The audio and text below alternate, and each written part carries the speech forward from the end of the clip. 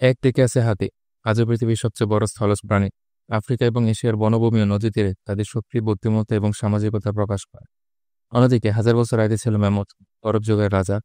মোটা লোম, পাকানো দাঁত আর বরফের অভিযোজন তাদের বিশেষ বৈশিষ্ট্য ছিল। জলবায়ু পরিবর্তন ও মানুষের শিকারের কারণে তারা বিলুপ্ত হয়েছে।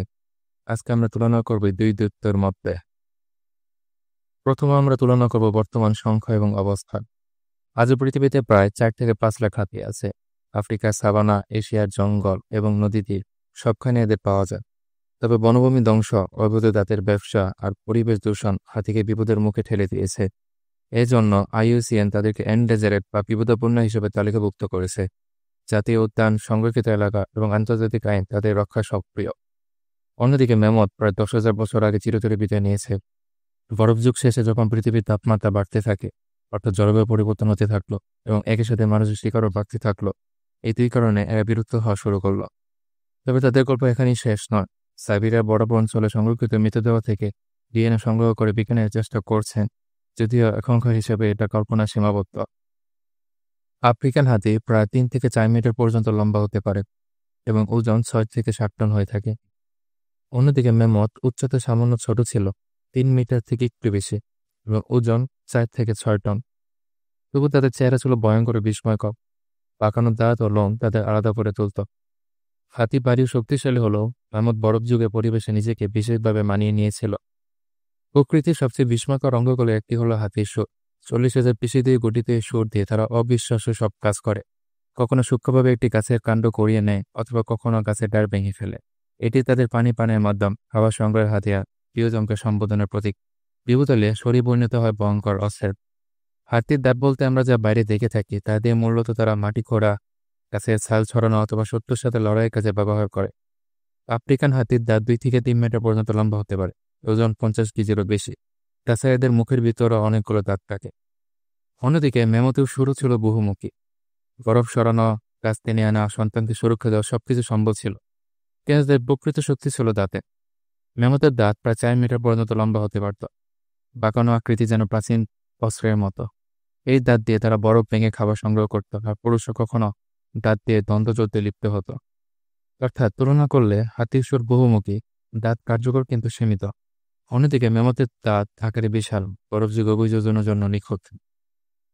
হাতি দিনে 150 থেকে 200 কেজি খাবার খায়। তাদের মেনুতে থাকে গাছের পাতা, নরম ডালপালা, ঘাস, ফলমূল। তারা সুর দিয়ে খাবার তুলে মুখে নেয়, গাছের বাকল ছড়া, এমনকি পানির নিচ থেকে উদ্ভিদ টেনে আনে।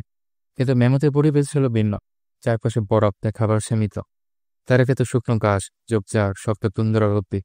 তাদের দাঁত ছিল খসখসে, শক্ত, খাবার জীবনের জন্য উপযুক্ত। বরফে জমে থাকা ম্যামথের হিমায়িত দেহে এখনও ঘাস ও উদ্ভিদের টুকরা পাওয়া যায়, যা প্রমাণ করে তারা কত কঠিন পরিবেশে বেঁচে থাকতে পেরেছিল।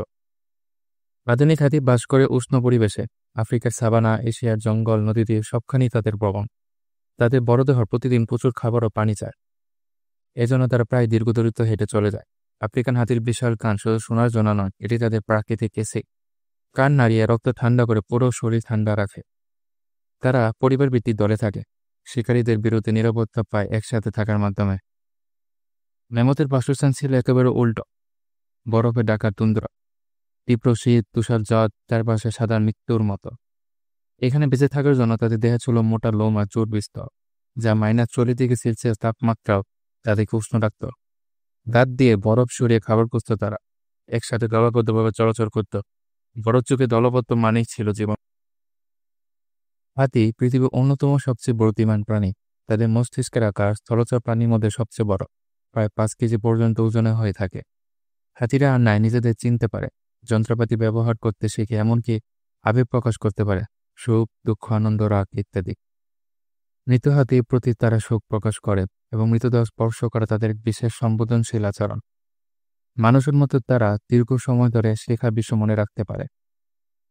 অন্যদিকে ম্যামথ হাতির নিকটাত্মীয় হয় তাদের বুদ্ধিমত্তা ধরনের প্রায় কাছাকাছি ছিল বলে বিজ্ঞানীরা মনে করে। তাদের মস্তিষ্ক হাতির মাপের কাছাকাছি হয় অনুমান করা যায় যে সামাজিকতা, স্মৃতিশক্তি এবং সমস্যা সমাধানের ক্ষেত্রে এরা হাতির মতোই ছিল।